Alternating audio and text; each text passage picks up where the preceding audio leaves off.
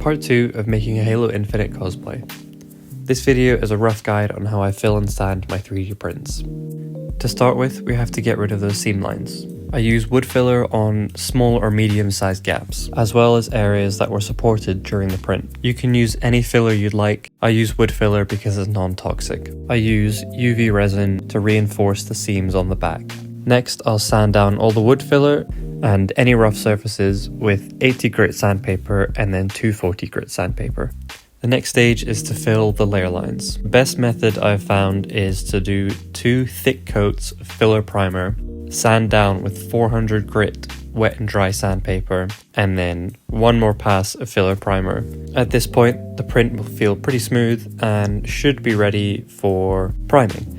However, if you see any small imperfections and little gaps, you can go in with some more filler and get those just before you do that final layer.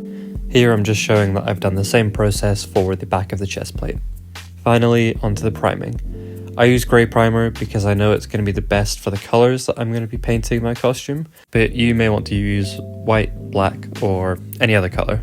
I'd recommend doing some research into that. That's the end of part 2. If you enjoyed it, leave a like, share, and if you've got any questions, leave them in the comments below.